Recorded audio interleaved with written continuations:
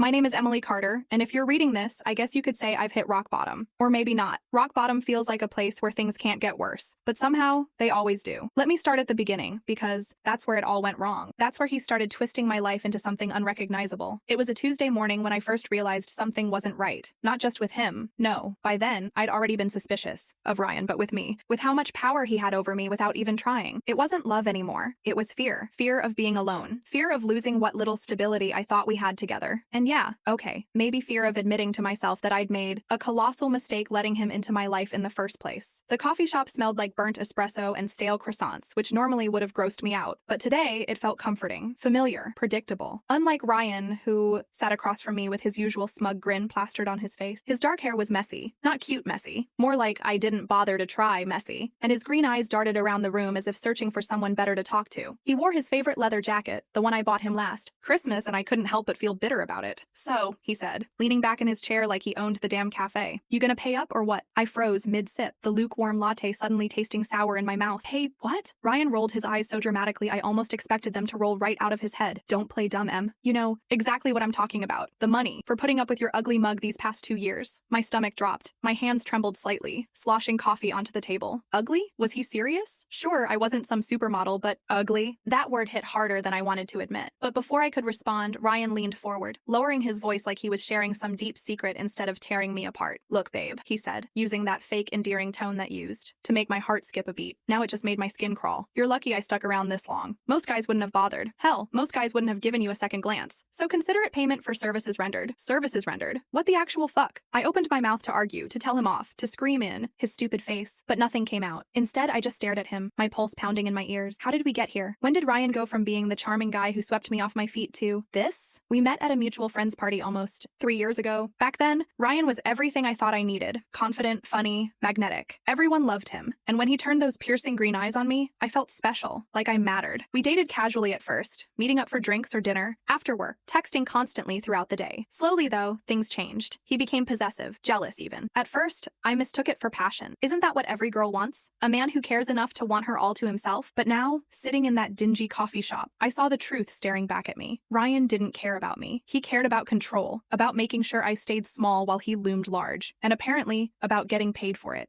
I don't owe you anything, I finally managed to choke out, my voice shaking despite my best efforts to sound firm. You're insane, Ryan laughed, a sharp cutting sound that drew glances from nearby tables. Oh, come on, Em. Don't act like you didn't see this coming. You knew you weren't good enough for me. Admit it. Good enough. Those words echoed in my mind, digging into old wounds I thought I'd buried long ago. Growing up, I'd never been the pretty one, the popular one, the smart one. I was average, forgettable, invisible, and Ryan, with his charm and confidence, had promised to change all that, to make me feel seen. Instead, he made me feel worthless. I'm leaving, I muttered, standing abruptly and nearly knocking over my chair. My legs felt shaky, unreliable, but I forced myself to move toward the exit. Behind me, Ryan called out, "You'll regret this, Em. You think anyone else will put up with your shit?" His words followed me out into the cold November air, wrapping around me like chains. I hugged myself tightly, trying to ward off the chill, but it wasn't the weather that made me shiver. It was the realization that I'd let him sink his claws so deep into me that I didn't know how to pull free.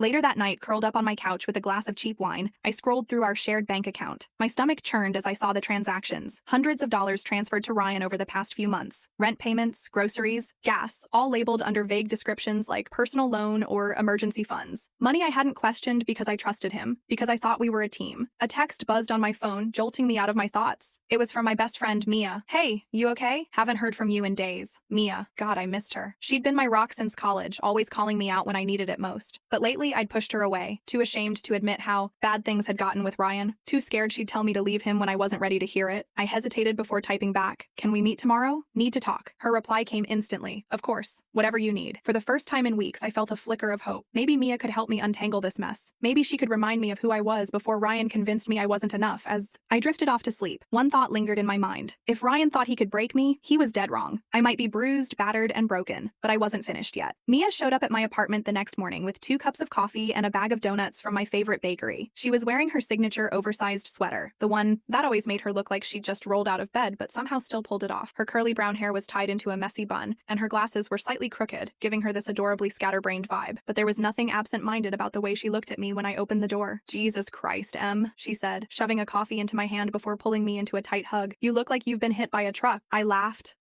weak, watery sound, but didn't argue, because honestly, she wasn't wrong. My reflection in the hallway mirror confirmed it. Pale skin, dark circles under my eyes, lips chapped from biting them too much. I probably smelled like stale wine and self-pity too. Lovely. We settled onto the couch, and Mia immediately started unpacking the donuts, arranging them neatly on the coffee table like we were about to have some kind of sugary feast. For a moment, neither of us spoke. She let me sit there, sipping my coffee and staring blankly at the wall, until finally she broke the silence. "So," she said, popping a glazed donut into her mouth, "spill it. What's going on?" And just like that, the dam broke. Everything came tumbling out. Ryan's comments about my appearance, the money he'd taken, the way he made me feel small and insignificant. I told her about the shared bank account, the transfers I hadn't noticed until now, and how deeply ashamed I felt for letting him manipulate me for so long. By the time I finished, tears were streaming down my face, and Mia had abandoned her donut entirely, gripping my hand tightly. "That son of a bitch," she muttered, her voice low and dangerous. "I'm gonna kill him." "No, Mia," I said quickly, shaking my head. "Don't do anything stupid. He's not worth it." She narrowed her eyes at me, clearly unconvinced. "Emily Carter, listen to me. You are worth 10 of him. Hell, you're worth 100 of him. Don't let him make you forget that." Her words hit me like a punch to the gut, not because they were harsh, but because they were true. Or at least, they should have been true. But after months, years, of Ryan's constant criticism, his subtle digs and outright insults, I couldn't shake the feeling that maybe he was right. Maybe I wasn't good enough. "You don't understand," I whispered, pulling my knees up to my chest. He makes me feel like I owe him something, like I should be grateful he stayed with me at all." Mia sighed heavily, running a hand through her curls. "That's manipulation, Em. Pure and simple. He's gaslighting you, making you doubt yourself so you'll stay dependent on him. It's textbook abusive behavior." Abusive. The word hung in the air between us, heavy and suffocating. I wanted to deny it, to tell Mia she was overreacting, but deep down I knew she was right. Ryan's actions weren't just cruel, they were calculated, and I'd fallen for every single one of his tricks. Later that afternoon, armed with Mia's encouragement and a newfound determination, I decided to confront Ryan, not to beg or plead, but to take back what was mine. My money, my dignity, my life. Mia offered to come with me, but I declined. As much as I appreciated her support, this was something I needed to do alone. When I arrived at Ryan's apartment, my heart was pounding so hard I could barely think straight. I knocked on the door, half hoping he wouldn't answer, but of course, he did. He stood there in sweatpants and a ratty t-shirt, looking surprised to see me.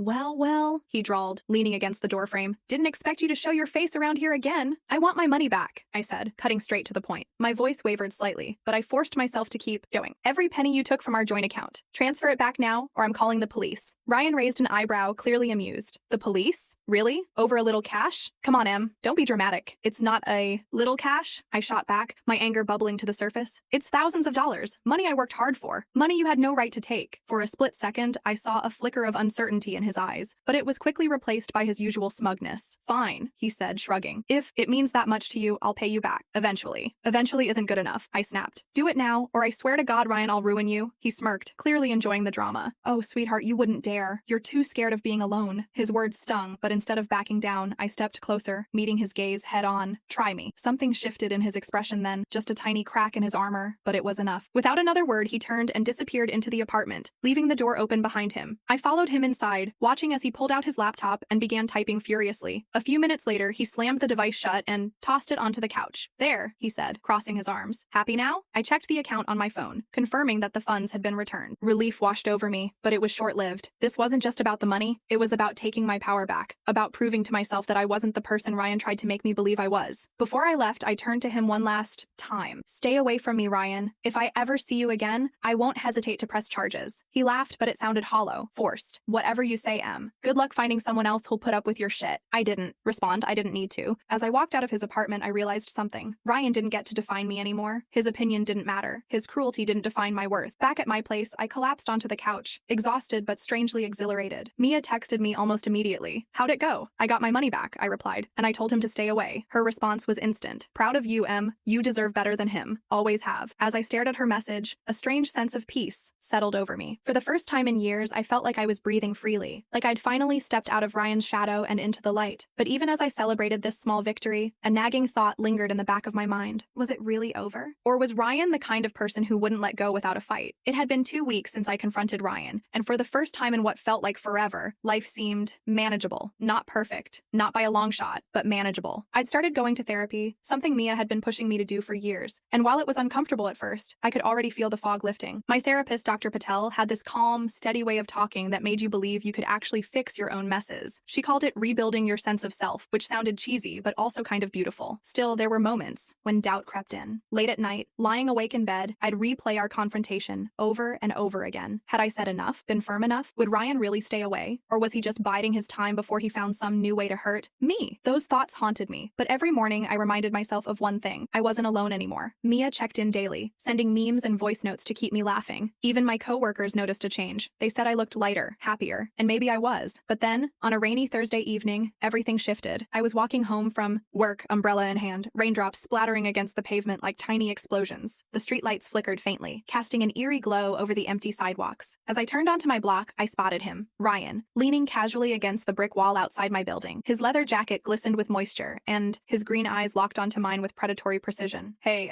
he said, his tone deceptively casual. Got a minute? My stomach dropped. Every instinct screamed at me to turn around, run back to the safety of the crowded streets. But my feet froze mid-step. He pushed off the wall and took a step closer, his boots splashing through puddles. "What are you doing here?" I demanded, clutching my umbrella tighter as if it could somehow shield me from him. My voice trembled, betraying the fear bubbling beneath the surface.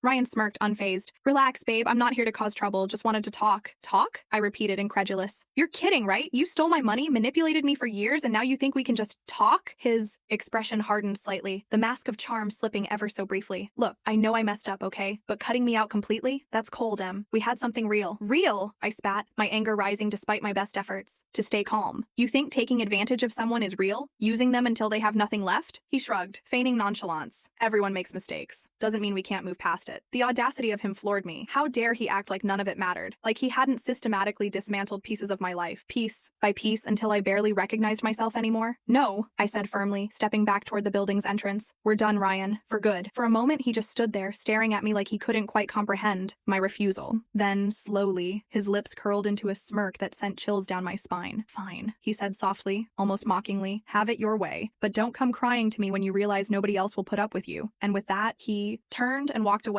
disappearing into the rain-soaked night. I watched him go, my heart pounding wildly in my chest. Part of me wanted to chase after him, to scream and yell and demand answers, to understand why he was the way he was. But another part of me, the stronger part, knew better. Some people weren't worth understanding. Some wounds ran too deep to heal. That night, I sat cross-legged on my couch, flipping through old photo albums I dug out from the closet. Pictures of birthdays, vacations, late-night pizza runs with Mia, smiling faces frozen in time, reminding me of who I used to be before Ryan came along, before I let his poison seep into my veins and cloud my vision. Mia called halfway through my trip down memory lane, her voice bright and bubbly as always. "How's it going, champ? Still ruling the world?" I laughed, leaning back against the cushions. "Not quite ruling, but getting there." She paused, sensing something in my tone. "What happened?" So I told her about Ryan showing up outside my apartment, about the things he'd said, the way he'd tried to twist reality yet. Again, to my surprise, she didn't freak out or offer platitudes. Instead, she listened quietly, letting me vent until I ran out of steam. "You know what this means, right?" she said finally, her voice soft but firm. "He's scared." "Scared?" I echoed, confused. "Of what?" "Of losing control," she explained. "He thrives on making people feel small, powerless. But you stood up to him. You took your power back, and that terrifies him." Her words hit me like a revelation. Maybe Ryan wasn't invincible after all. Maybe he was just as broken as the rest of us, lashing out because he didn't know how else to cope. It didn't excuse his behavior, but it humanized him in a way I hadn't considered before. The next day, I woke up early and headed to the park near my apartment. The air was crisp, filled with the earthy scent of fallen leaves and damp grass. Joggers passed by, earbuds in, lost in their own worlds. Children laughed as they chased each other around the playground, their joy infectious. I found a bench, overlooking the pond, and sat down, watching the ducks paddle lazily across the water. For the first time in months, maybe even years, I felt a strange sense of clarity. Life wasn't fair. It never had been, but I still had choices. Choices about who I let into my world, about how I treated myself, about whether I allowed others to define my worth. As I sat there, soaking in the quiet beauty of the morning, I realized something important. Ryan didn't get the final say. He didn't get to decide who I was or what I deserved. That power belonged to me, and only me, and damn, it felt good.